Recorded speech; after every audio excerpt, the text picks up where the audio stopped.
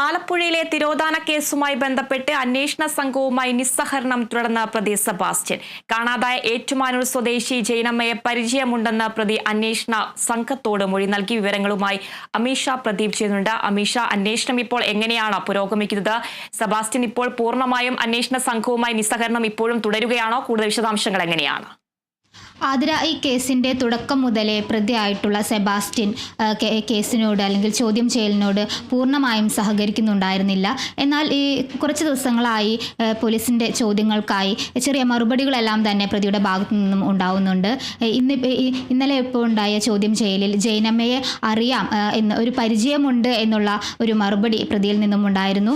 അതുപോലെ തന്നെ കഴിഞ്ഞ ദിവസത്തെ പരിശോധനയിൽ പ്രതിയുടെ ഭാര്യ വീട്ടിൽ നിർത്തിയിട്ടിരുന്ന കാറിൽ നിന്നും കുറച്ച് ആയുധങ്ങളും മറ്റും കണ്ടെത്തിയിരുന്നു. കത്തി, ചുറ്റിക, കന്നാസ്, ഡീസൽ, പേഴ്സ് എന്നിവയാണ് ഭാര്യ വീട്ടിൽ നിർത്തിയിട്ടിരുന്ന കാറിൽ നിന്നും കണ്ടെത്തിയ തെളിവുകൾ എന്ന് പറയുന്നത്. ഈ തെളിവുകളിലെ കന്നാസ് 20 ലിറ്റർ അടങ്ങുന്ന കന്നാസ് താൻ തന്നെ വാങ്ങിയതാണ് എന്ന് പ്രതി സമ്മതിച്ചിട്ടുണ്ട്. ഡീസൽ വാങ്ങുന്നതിനായാണ് ഇത് ഉപയോഗിച്ചത് എന്നെല്ലാം പ്രതി സമ്മതിച്ചിട്ടുണ്ട്. തുടക്കം മുതലേ ഉണ്ടായിരുന്ന ഈ ഒരു അന്വേഷണത്തോട് പൂർണ്ണമായും സഹകരിക്കാത്ത ഒരു അവസ്ഥയിൽ നിന്ന് ചെറിയ മാറ്റങ്ങൾ ഉണ്ടായിട്ടുണ്ട് എന്ന് പറയാം. എന്നാൽ ഈ ഒരു കേസുമായി ബന്ധപ്പെട്ട് നിരന്തരമായി തിരച്ചിലുകളും പരിശോധനകളെല്ലാം തന്നെ നടന്നിരുന്നു. ഈ പരിശോധനയിൽ സെബാസ്റ്റ്യൻ്റെ പള്ളിപ്പുറത്തുള്ള വീട്ടിൽ റഡാർ ഉപയോഗിച്ചുള്ള പരിശോധനയിൽ ഒന്നും തന്നെ കണ്ടെത്താനായി പോലീസിന് കഴിഞ്ഞിരുന്നില്ല. പിന്നീട് ഈ കസ്റ്റഡി കാലാവധി തീരുന്ന ദിവസം രാത്രിയിലാണ് പ്രതിയുടെ ഭാര്യയുടെ വീട്ടിൽ നിന്നും നിർണായക തെളിവുകൾ കണ്ടെത്താനായി കോട്ടയം ക്രൈംബ്രാഞ്ചിന് സാധിച്ചത്. കോട്ടയം ക്രൈംബ്രാഞ്ചാണ് ഏറ്റുമാനൂർ സ്വദേശിയായിട്ടുള്ള ജൈനമ്മ തിരോധാന കേസ് അന്വേഷിക്കുന്നത്. മറ്റ് തിരോധാന കേസുകളെല്ലാം ആലപ്പുഴയിലാണുള്ളത്. ഇങ്ങനെ രണ്ട് ഭാഗമായാണ് ഈ തിരോധാന കേസുകളുടെ അന്വേഷണം പുരോഗമിക്കുന്നത്. മാത്രമല്ല ഈ പ്രതിയായിട്ടുള്ള ഈ സെബാസ്റ്റ്യൻ്റെ സാമ്പത്തിക ഇടപാടുകൾ എന്തൊക്കെയാണ് എന്ന് പോലീസ് പരിശോധിക്കുന്നുണ്ട്. പ്രതിയുടെ ഭാര്യയെ ചോദ്യം ചെയ്തിരുന്നു. വിളിച്ചു വരുത്തി മൊഴിയെടുത്തതിൽ നിന്ന് പ്രതിയുടെ ചെറിയ സാമ്പത്തിക ഇടപാടുകൾ മാത്രമാണ് അറിയാനായി സാധിച്ചത്. മറ്റു കൂടുതൽ വിവരങ്ങളൊന്നും തന്നെ പോലീസിന് കണ്ടെത്താൻ കഴിഞ്ഞിരുന്നില്ല. മാത്രമല്ല പ്രതിയുടെ സുഹൃത്തായ റോസമ്മയുടെ വീട്ടിലും റഡാർ പരിശോധന നടന്നിരുന്നു. എന്നാൽ ആ പരിശോധനയിലും യാതൊരു തെളിവും കണ്ടെത്താനായി പോലീസിന് കഴിഞ്ഞിരുന്നില്ല. എന്നാൽ കസ്റ്റഡി കാലാവധി തീരുന്നതിന് മുൻപ് ആ ഒരു ദിവസം തന്നെ രാത്രിയിൽ മിന്നൽ പരിശോധന ഭാര്യയുടെ വീട്ടിൽ നടത്തുകയും ആ ഒരു പരിശോധനയിലാണ് നിർണായകമായ തെളിവുകൾ കണ്ടെത്താനായി പോലീസിന് കഴിഞ്ഞത്.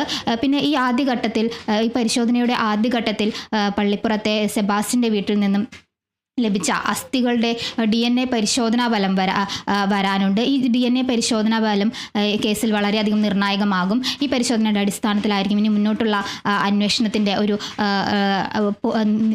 അന്വേഷണം നടക്കുന്നത്.